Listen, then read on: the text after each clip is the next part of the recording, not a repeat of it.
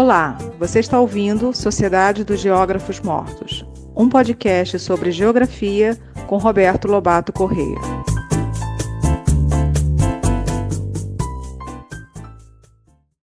Boa tarde a todos, a todas, meu boa tarde. Nós vamos dar início à 12ª sessão, 12º episódio da segunda temporada sobre espaço e cultura. É, na verdade, o último episódio da segunda temporada. E eu confesso que eu estou muito feliz por estar concluindo esta segunda temporada com um total de 10 mais 12 episódios. Este episódio será postado no dia 18 de outubro. Hoje é 30 de agosto de 2023. No dia 18 de outubro, este 12º episódio será postado.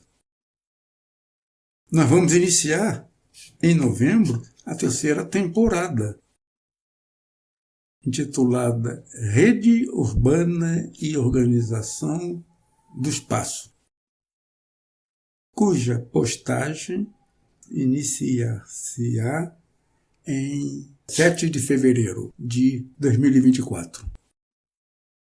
Isso significa que nós vamos ter os meses de novembro, dezembro, janeiro, sem Sociedade dos Geógrafos Mortos.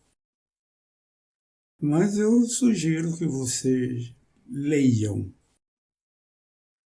textos meus localizados na Revista Brasileira de Geografia, décadas de 1970, 80 e 90, mas sobretudo de 70 e 80.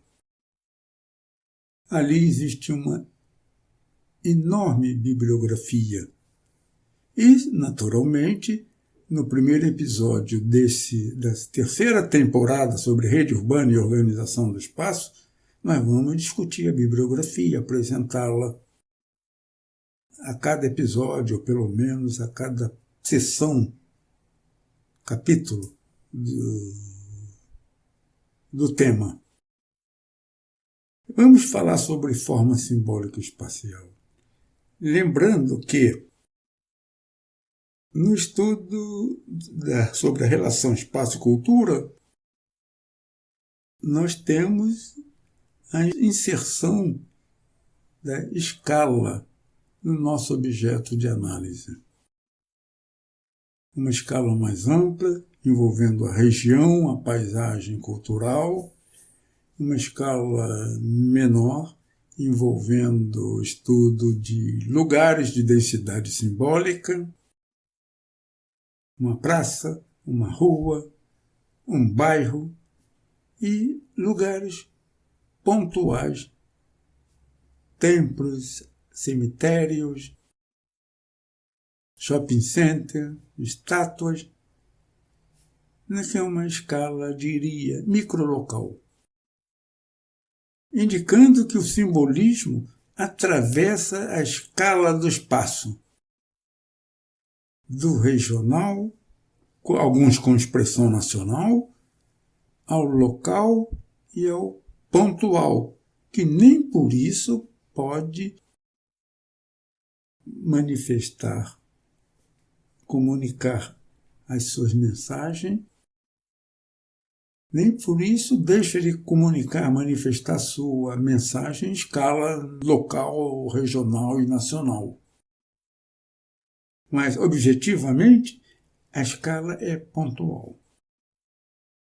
Nós vamos tratar de formas simbólicas espaciais. Esse é um termo que eu não vi em lugar nenhum. Estou utilizando forma simbólica espacial para distinguir de forma simbólica. Forma simbólica são aquelas representações, materiais ou não, que comunicam mensagens impregnadas de significados. A nós, geógrafos, interessa, sobretudo, os significados de identidade, poder e memória.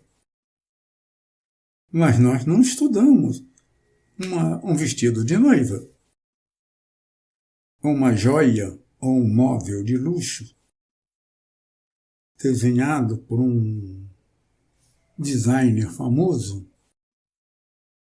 Nós estudamos formas simbólicas no espaço. Formas simbólicas espaciais, portanto, que incorporam atributos da espacialidade humana, isto é, localização, escala, arranjo espacial e interações espaciais. São as chamadas formas simbólicas espaciais. Exemplos? Nós vamos ver alguns, mas menciona-se os templos, os cemitérios, os shopping centers, os parques temáticos, uma estátua, um obelisco, uma praia, uma praça. E que mais? Muito mais. Vamos ser capazes de descobrir como o ser humano cria a possibilidade de se pensar em novas e novas formas simbólicas espaciais. Ora, formas simbólicas espaciais sempre existiram. O que são as pirâmides do Egito? O que são as catedrais medievais? No entanto, é a partir da segunda metade do século XIX que começa a expansão em escala global de novas formas simbólicas espaciais. Veja-se sobre isso o belíssimo livro de Eric Hobsbawm, A Invenção da Tradição. Primeiro e último capítulos. O Hobsbawm fala que as mudanças dramáticas ocorridas a partir da segunda metade do século XIX levaram a que os significados das formas simbólicas espaciais até então vigentes perdessem muito ou todo a sua importância. Por quê? Porque ali, a partir da segunda metade do século XIX, é uma referência geral. Houve inúmeras modificações. Unificação italiana, unificação alemã, ascensão da burguesia ao poder, lutas sociais envolvendo o proletariado, Revolução Industrial, mudança no sistema de circulação, formação de novos modelos conceituais de governabilidade e governança, uma república, incorporação de novas áreas, não ao ecúmeno, mas à conquista capitalista, expansão colonial, na verdade, e muitas coisas mais. Então era necessário rever e reconstruir novas formas simbólicas espaciais. E que mensagens essas novas formas espaciais emitiam de uma forma mais nítida do que em relação ao passado? Mensagem ligada, de novo, poder, que foi alterado, identidade, que foi embaralhada, que foi recriada, memória. Quantos milhões não morreram depois de 1850? E essas mensagens, todas elas, diziam respeito ou envolviam, entre outros aspectos, o seguinte: a glorificação do passado. Aquilo que para a elite o passado tinha de bom. Glorificação do passado, o anúncio do futuro, o anúncio capitalista do futuro, leia-se. Glorificação do passado, anúncio do futuro, a tentativa de homogeneização dos valores sociais pensados como sendo valores de todos e não valores da elite. Visavam também a criação de lugares de memória e de fortalecer as novas identidades. Sobre esse tema, além do Eric Hobsbawm, a invenção da tradição, vejam bem o título do livro. A invenção da tradição.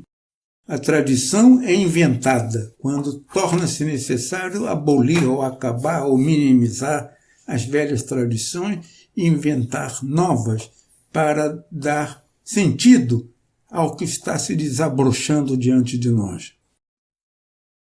Há, portanto, um movimento de transformação das formas simbólicas, criação de novas formas simbólicas, recriação de novas formas.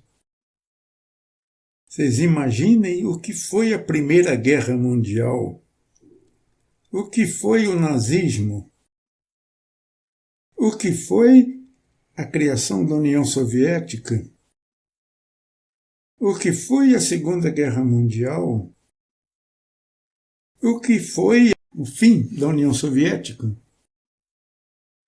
introduzindo alterações no modo de vida e no modo de ver o mundo, e que precisariam de metáforas visuais e metáforas rituais para dar sentido a esse mundo novo, mas não maravilhoso. Então, o mundo oferece a possibilidade de se pensar em novas representações, entre elas as representações espaciais.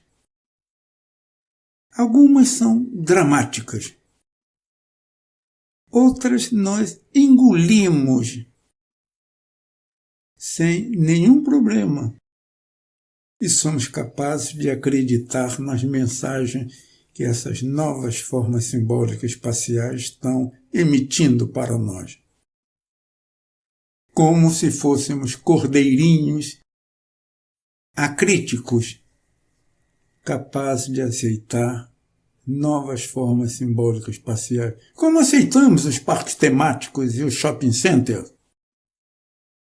Vejamos alguns exemplos. Antes disso, eu quero falar que a bibliografia principal está dispersa por inúmeros periódicos, entre eles o Cultural Geography, Anais da Associação de Geógrafos Americanos, Annals of AAG,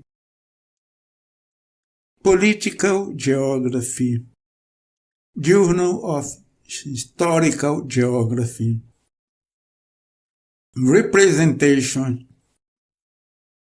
Eu sugiro o meu texto chamado Formas Simbólicas e Espaço, que está publicado apenas no livro Caminhos Paralelos e Entrecruzados e consta de um conjunto de textos sobre espaço e cultura que foi disponibilizado para todos que ligarem a esse tema da Sociedade de Geógrafos Mortos, Espaço e Cultura.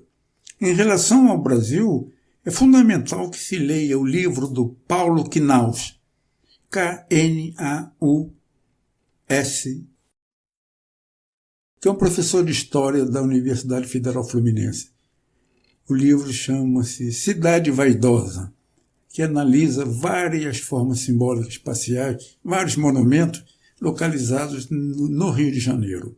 Eu vou começar por um deles, entre os exemplos que eu vou utilizar aqui. Trata-se da estátua de Dom Pedro I, inaugurada na Praça Tiradentes, no velho centro do Rio de Janeiro, em 1865. É o primeiro monumento da era pós-1850 criado aqui no Brasil. É uma grande estátua equestre de Dom Pedro I segurando na mão direita a Constituição. A Constituição que tinha sido promulgada por ele pouco antes, no prédio da Assembleia Nacional, algo assim, que ficava em um dos lados da Praça Tiradentes. A intenção do grupo que lutou para se construísse essa grande, enorme e bela estátua, era de que, no momento em que já se discutia a proclamação da República, o fim do governo de Dom Pedro II, era preciso restaurar o passado, lembrando que quem deu a primeira Constituição ao Brasil foi o Império, na figura de Dom Pedro I, celebrado hoje na Praça Tiradentes. É notável o que se comenta sobre esse monumento. A Praça Tiradentes, na segunda metade do século XIX e até 1920, 30, por aí, era um centro importante na área central do Rio de Janeiro, que entrou em decadência. Mas a estátua ficou lá. Com a República, inventou-se um novo herói nacional chamado Tiradentes, Marte da República. E a praça mudou de nome. Praça Tiradentes, Praça da Constituição e, finalmente, Praça Tiradentes. Pode parecer estranho que a praça onde Dom Pedro I promulgou a primeira Constituição brasileira do Império, tenha sido renomeada como Praça Tiradentes de um personagem que lutou por um país que seria independente, mas que não seria uma monarquia. No entanto, quem sabe que aquela estátua é de Dom Pedro I? Uma pesquisa feita pelo Paulo Knaus, uma pesquisa rápida, mostra que de 10 pessoas que circulam pela Praça Tiradentes, camelôs, desempregados, pessoas que trabalham em lojas comerciais e de serviços na área, em cada 10 pessoas, 7 ao perguntarem quem é aquela estátua, 7 responderam, é Tiradentes, porque a imagem de Dom Pedro I não existe. Mas também não se sabe qual seria a figura do Tiradentes. Isso traz à tona outra questão sobre a apreensão do sentido das formas simbólicas espaciais. É contraditório isso? É, mas a história é feita de contradições. O segundo exemplo é da Basílica do Sagrado Coração de Jesus, na colina de Montmartre, em Paris. No alto de uma colina,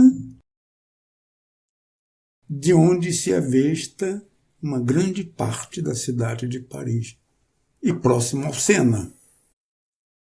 Essa enorme basílica de estilo eclético foi inaugurada em 1919 e celebrada em virtude da vitória dos aliados na Primeira Guerra Mundial contra a Alemanha. Mas sua história é anterior.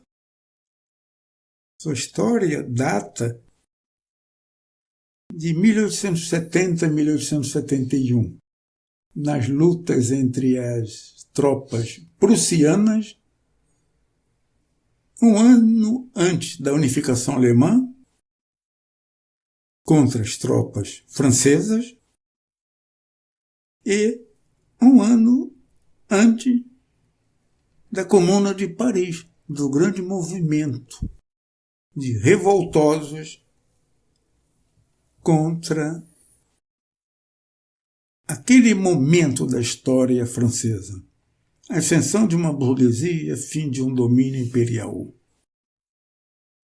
A colina de Montmartre foi objeto de sangrentas e sangrentas lutas envolvendo, primeiro, tropas francesas e tropas prussianas, em breve, tropas alemãs, depois, tropas ligadas ao Estado e revoltosos, revolucionários, e fez-se às elites e à nobreza a promessa de construir ali um templo dedicado ao Sagrado Coração de Jesus, primeiro, se as tropas francesas expulsassem as tropas prussianas, e logo após que o Estado francês derrotasse os revoltosos.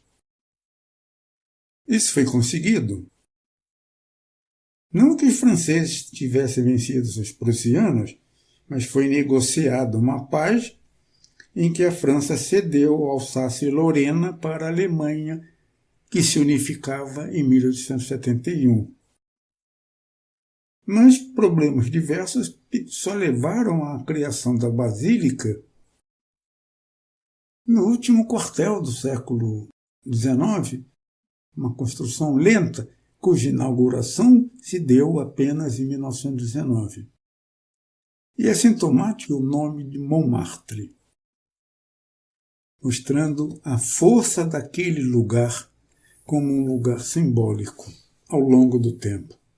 Montmartre é uma corruptela de duas palavras, Mont des Martyrs, Monte dos Mártires, Montmartre, porque ali morreram os primeiros cristãos lá no passado, durante o Império Romano, e aquele lugar sagrado tinha ficado na memória dos franceses. Sobre esse estudo, do qual eu fiz um brevíssimo e superficial resumo, esse estudo tem um sentido muito especial porque possivelmente foi o primeiro estudo feito por um geógrafo, cujo texto saiu publicado em 1979. Chama-se, em português, Monumento e Mito, nos anais da Associação de Geógrafos Americanos. Esse geógrafo é o David Harvey. Esse grande geógrafo que atravessa grande parte da história recente da geografia brasileira. Monumento e Mito seria uma leitura básica para se entender os problemas em torno da criação de mitos e suas representações materiais. O outro exemplo é muito interessante, está na revista Representation, está na bibliografia do meu texto, é o monumento memorial de guerra dos veteranos da Guerra do Vietnã. É um memorial de guerra construído com recursos privados, sem interferência de recursos públicos, por uma associação de veteranos que foram, sei lá fazer o quê, lutar no Vietnã. E de onde ficaram, nos 7 anos de guerra, cerca de pouco menos de 60 mil americanos. Eu chamo a atenção que no Brasil morrem de assassinatos e acidentes em rodovias um número correspondente. Mata-se por ano muito mais brasileiro do que morreram de americanos em 7 anos de guerra civil. Quantos monumentos nós não deveríamos fazer?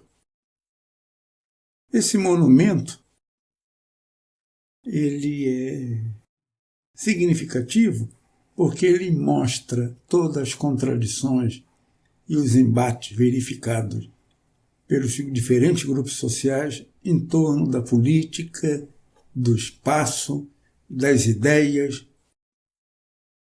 Esse monumento contradiz os padrões geográficos de implantação de formas simbólicas espaciais.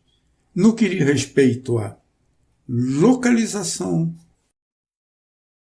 o autor da obra,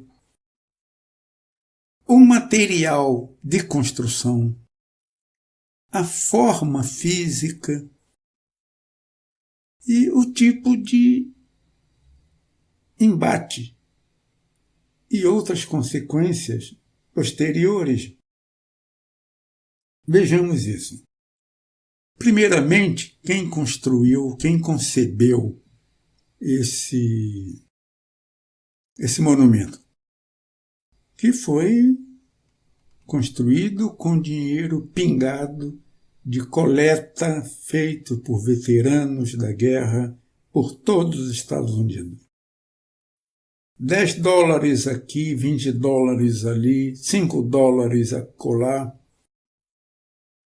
Mas a concepção desse monumento não foi de um americano, homem, artista plástico, famoso. Mas a sua concepção foi dada a uma jovem mulher de origem chinesa, artista desconhecida, chamada Maya Lin, o que é um primeiro embate contra um modelo de concepção de obras públicas, quer dizer, públicas, no espaço público. O segundo, de respeito à localização. O Memorial de Guerra dos Veteranos do Vietnã está situado em Washington, no chamado Mall, M-A-L-L, que é um grande jardim que se situa entre o Capitólio, num extremo, e o memorial ao grande ícone dos Estados Unidos, Abraham Lincoln. Um prédio aberto lateralmente, em estilo grego, com Lincoln sentado, um Lincoln gigantesco sentado olhando para o Capitólio. Entre um e outro, o verde de um amplo gramado. Portanto, em cada extremidade tinham 2 formas simbólicas consideradas fundamentais, eu diria, sagradas, para uma grande parte do povo americano. O monumento de guerra dos veteranos do Vietnã está no meio, no mall. Portanto, a meio caminho, como que se tivesse a barrar as mensagens projetadas pelo Lincoln Memorial e as mensagens do Congresso americano. Por outro lado, os memoriais de guerra, os memoriais de ufanismo nacional, são monumentos construídos, via de regra, por mármore branco. O mármore e o branco são materiais e cores que designam sucesso, glorificação de um dado evento. O Lincoln, o monumento dos veteranos da Guerra do Vietnã, é de granito negro. Granito, uma cor, um material pesado, e negro, uma cor, ou ausência de cor, que fala de dor, de tristeza, de morte. Por outro lado, a forma é uma forma extremamente problemática. Trata-se de uma forma em V, a letra V, construída com base em duas muralhas com cerca de 100 metros de comprimento e 3 metros de altura, na forma de V, em que a entrada e a saída é por um único lugar. E nas paredes internas estão os nomes dos 58 mil soldados americanos mortos, gravados. Ora, esta forma, com esse material, com essa cor, vista do alto, sugere a ideia simbólica de uma cicatriz na sociedade americana, como se houvesse um corte, a faca ou a navalha, sobre os americanos. Isso já é uma forma crítica extremamente forte. É a cicatriz da vergonha da derrota dos Estados Unidos na Guerra do Vietnã. E esse monumento ficou conhecido como, por ser de granito negro, ficou conhecido como a cicatriz negra da vergonha, The Black Gash of Shame. E o nome pegou. Mas não para por aí, os problemas continuam. O termo gash, G-A-S-H, na gíria americana significa não apenas cicatriz, mas significa a genitália feminina. Então, pode-se imaginar o que não se discutiu, o que não se fez piadas a respeito dessa expressão conhecida, a cicatriz negra da vergonha. Não é? E aí aparece toda a herança e todo o modelo machista da sociedade americana. E pior, isso foi ampliado quando se descobriu que no Império Romano as vitórias romanas eram celebradas com colunas e obeliscos, que são símbolos fálicos, significando com isto que a derrota é feminina, mas a vitória é masculina. Vocês podem imaginar o debate que houve numa sociedade machista, cheia de preconceito, cheia de contradições mais do que de preconceito? O fato é que, durante os anos 90, esse memorial de guerra dos veteranos do Vietnã foi transformado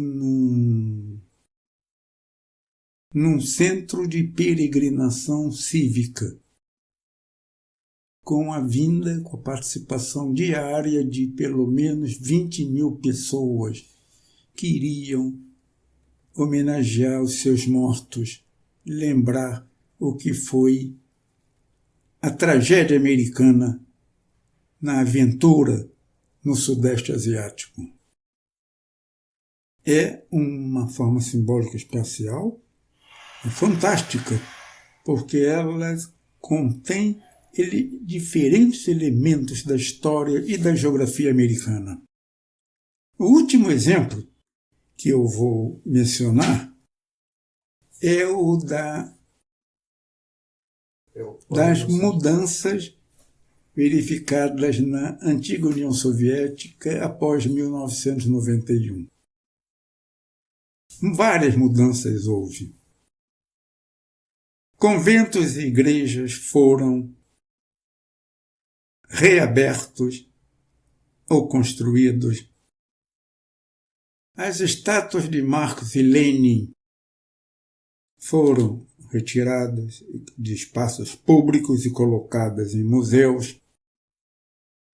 Parques com locais de celebração das múltiplas identidades da antiga União Soviética, que eram lugar de lazer, foram transformados em shopping center. Portanto, formas simbólicas espaciais foram destituídas, formas simbólicas espaciais foram construídas, formas simbólicas espaciais foram, entre aspas, rejuvenescidas. Mostrando, portanto, a densidade das formas simbólicas espaciais e a sua inscrição numa longa e dramática história da humanidade. Que formas simbólicas espaciais nós temos no Brasil? Basílica de Aparecida, Templo de Salomão, o Pão de Açúcar, o Shopping Center, qualquer um deles, os parques temáticos, Beto Carreiro, o que mais?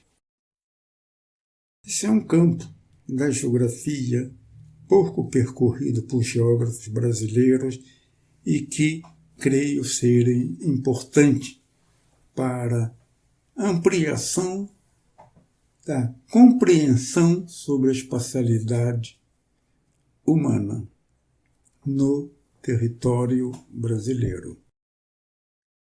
Muito obrigado pela atenção, pela oportunidade de poder me comunicar com vocês, encerrando o 12º episódio de Sociedade dos Geógrafos Mortos. Até uma próxima. Nós vamos nos ver em fevereiro. Bom Natal, bom 2024, que Deus nos proteja. Muito obrigado, um abraço.